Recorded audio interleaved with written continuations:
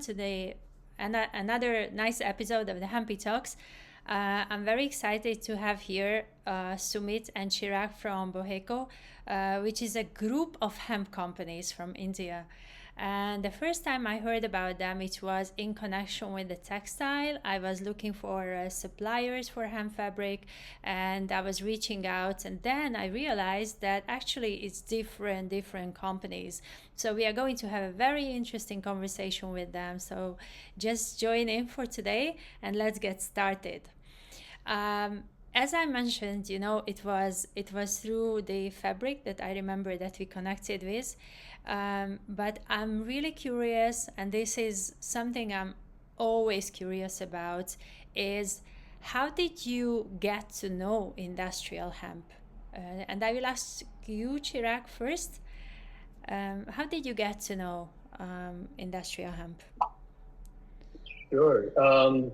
Dr. Henkel, first things first, thanks so much. It's a pleasure to be with you, connected on this talk, and for everyone listening as well.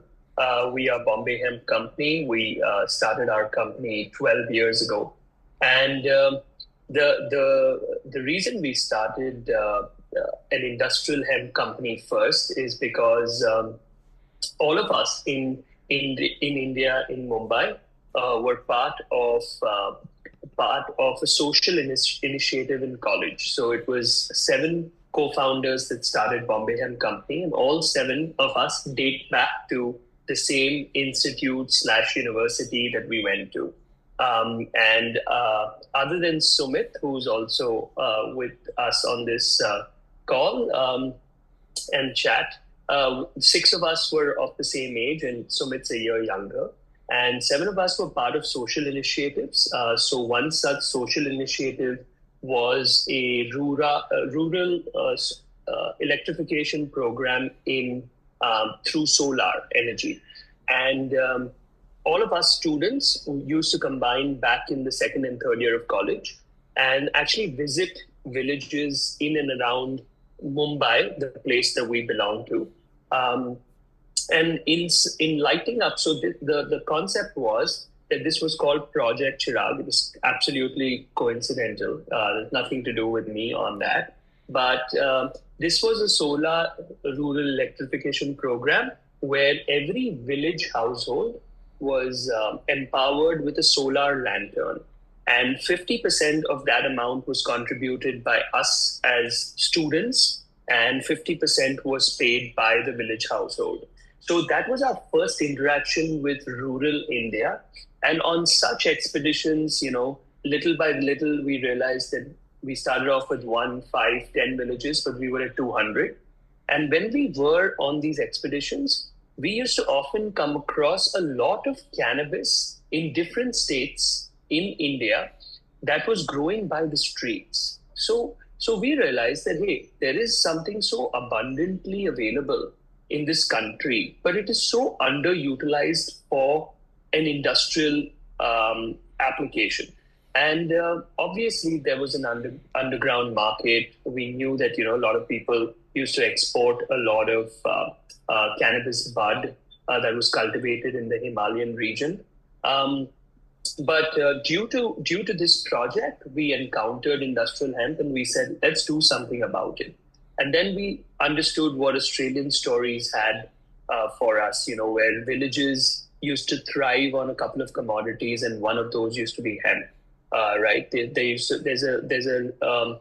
a small town in Australia called Margaret River, and Margaret River operates only on 2 commodities. One is grape, with which they make world famous wine, and for everything else they use hemp. So one of our co-founders, Jahan, actually visited Australia back then, and it was his idea to bring this back to us. And we said we should definitely explore something in industrial hemp.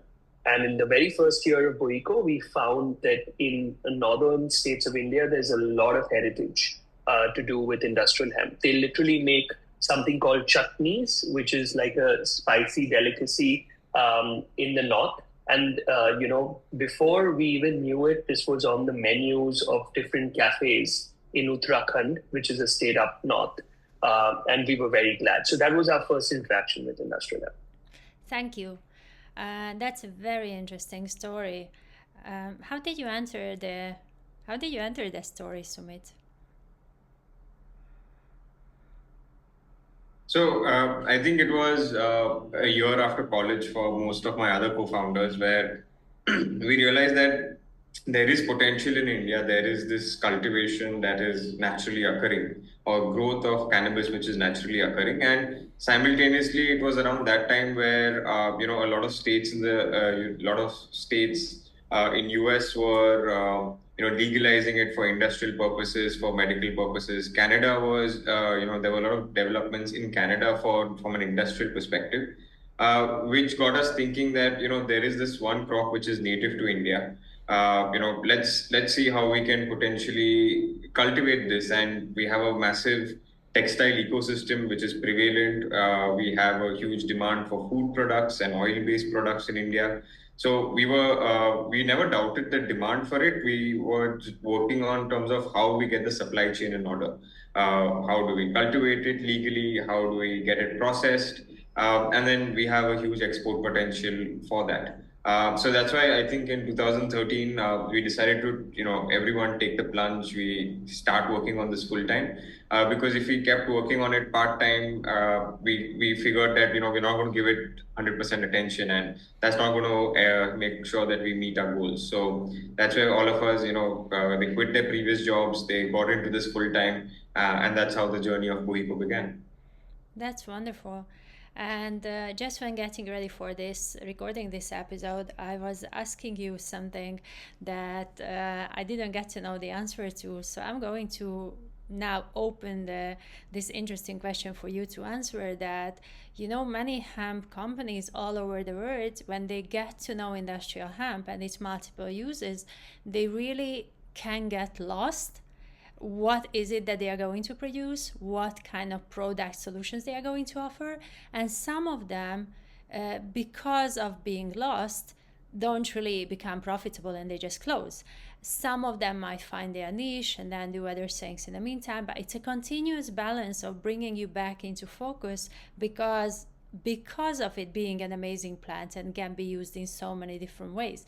In your case, though, you created several hemp companies and they operate with a single focus, as far as I understand. So how did you come up with this wonderful idea?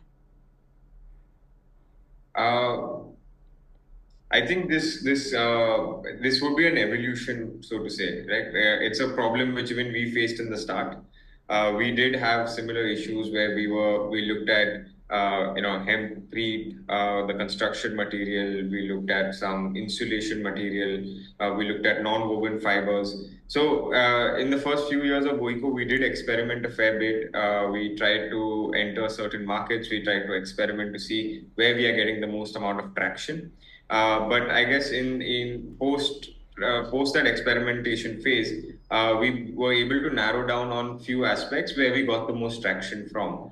And being in India, we also realized that having the ability to scale up in terms of supply chain, having the right partners who can do the right kind of processes for you is going to be more important. So that enabled us to actually focus on, say, the textile aspect, and within the textile aspect, saying the first part where we will focus on the yarns. We have another partnership with another person who can help us with the textiles. Similarly, on the food front, instead of we tried biodiesel, for example, we tried a few other products, but then we realized the most high value use for this commodity in today's time is the human consumption and its medical uses. So again, that's where we looked for partners and we looked to develop our own supply chain over there. So I guess a lot of trial and error basis which we were able to narrow down our focus, saying that these aspects are something on which we can bet on. And these aspects are not for today. Maybe at a time where India has surplus production, where we have the cost of product starts dropping with the increase of scale, we can look at a few other products at that point of time. Right. I think I would like to add, if you don't mind, Dr. Henkel. If I were to describe this as a little bit of a film, we first started out with the textile value chain, which means we took the fiber, We started developing certain fabrics. We started sourcing certain fabrics from all over the world as well. And then we said that, just fabrics may not be as viable for us. So let's add some value to it. And then we started a fashion label. And in the midst of this, we also began our research with Sir Ratan Tata Trust. This research is for seed breeding and a genetic program that is led by Dr. Brijkishore Mishra in Lucknow, which is a city in Uttar Pradesh, northern state of India. And here we have so far cultivated, from a research point of view, we've cultivated the plant about 6 to 8 times over. Test cultivations, making sure that we have a variety that all farmers in our country can take to. So this was a Section 8 company. We started off with textiles, and soon after, just like Sumit said, we moved into the human health and consumption aspect. And the best part about this entire journey, Dr. Henkel, has been that, regulation is the reason. So in India, we've been fortunate to have regulation open up and evolve a certain way. It is due to regulation that our story unfolded the way it has, all the way from draping people with cannabis to making sure they apply cannabis on their skin and now consume cannabis in the form of medicine. So that's been the journey. And I think focus has remained to be India's dominant force in industrial hemp and medical cannabis. So we've not deterred from that. And I think we continue to be in pole position as a company. Right. And that's a very good noticing. And I like when you mentioned the trial and error part, that it's continuously evolving and just keeping, one focus, but knowing how to translate it in many different ways is important and is part of the journey.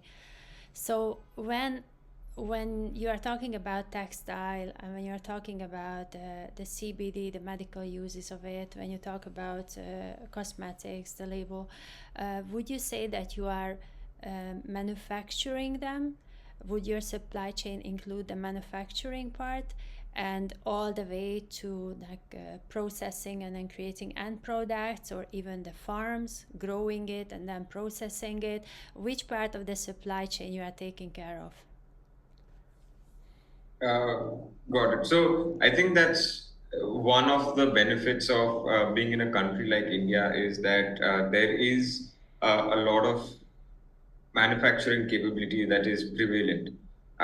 So we don't need to reinvent the wheel. We have specialized partners who focus on manufacturing cosmetics. So they have a lab which will help us do R&D. They will have a full-fledged manufacturing system, and then they'll have an entire distribution packaging network as well. So what helps us with that is that we focus on our core aspect, which would be the marketing and branding of it, and the manufacturing is taken care of by a third-party person.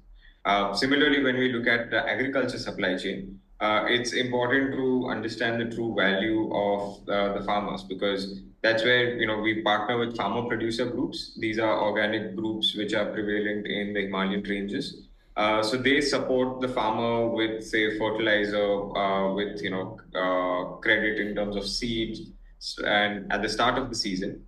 They provide the information to the farmer cultivates it, and then we have a buyback mechanism from them. So that ensures that the farmer, one, gets a fair price, he has a guaranteed buyback, as well as for us, it becomes easier to monitor, saying that there is another organization which will look after the entire cultivation, and we procure it at a one go, and instead of contacting, say, 5 to 10 different farmers across the village. So that's how at least we've distributed our supply chain to ensure that we focus on what we do best, and there will be partners who do something else better. So we partner with them. Yeah, we may lose out on some margin somewhere, but I think it's a faster way to market, and it's also a smarter way to market. Yes, it is a smarter way to market, but also it's realizing that we are part of the ecosystem. Like we cannot be separate. We kind of, if we want to be really like successful and do it for the long run, then we have to embed our thinking and our system into an already existing system, which is called supply chain at big or country or anything bigger. So that's a very, very important step also that you took. And when you look at the different verticals that you have, what is it that you see as growth opportunities for you? Like where are you growing the most, and where do you want to focus on more so it can also grow more? Like which areas are growing faster, which areas are not growing that fast? Would it be possible to estimate this? Yes. I think growth is purely a function of the kind of resources that you put behind a certain objective, right? At the moment, if you were to break down what BOHECO does and how we split our resources, we largely split our resources on to the health and wellness aspect. So we are developing whether it's employees, whether it's products, whether it's advertising, a large portion of that from a consumer acquisition front is being relayed into that channel or into that vertical. At the same time, when we talk about growth prospects, the health and wellness side of the business is largely looking at like a literal latent domestic market that we have in India, right? Our medicines that are typically made of the cannabis leaf cater to literally a lot of doctors, a lot of patients that are looking at medicines for cancer, insomnia, and anxiety in particular. Whereas growth prospects globally lie in the industrial hemp faceted businesses, which are textiles, fabrics, even fashion for that matter, right? So we have to, by this time, over a decade of being in the business, we've learned to look a bit laterally with things from an excitement, from an opportunity point of view. So with respect to the global market exposure, we have a lot of belief that our textile offerings are what will see growth much faster. Whereas in the domestic market, our mainstay is health and wellness, because India is such a vast country and there is like an unmet demand for people here. So I think that is how we split ourselves. Absolutely, yeah, and that's an interesting perspective on it as well. So we are coming to the end of this conversation, but I'm also very much like thinking to recommend everyone who is going to watch this episode or listen to this episode to go and delve a little bit deeper into BOHECO's story and really like see those important points that you guys mentioned in a little bit more detail, how it operates and how it can help your business, if you are not in India, if you are in India as well, because thanks to the many blessings that India has, it's also one of them, and you are really making it attractive, by the way you are approaching it in India and outside India as well. So I would encourage everyone to go and learn more about BOHECO. Before that, I will ask maybe just a piece of advice that you have for those people who want to create from hemp.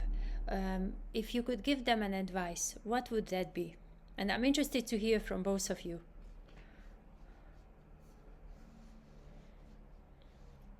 Amit, are you going first?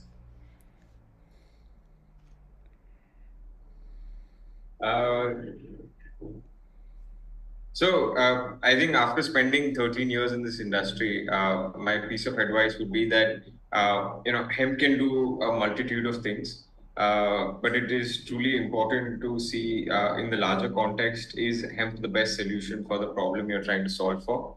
And then try and attack that problem in that way. So because there are a lot more solutions available, more environmental friendly solutions also available, something which also may be economically more viable.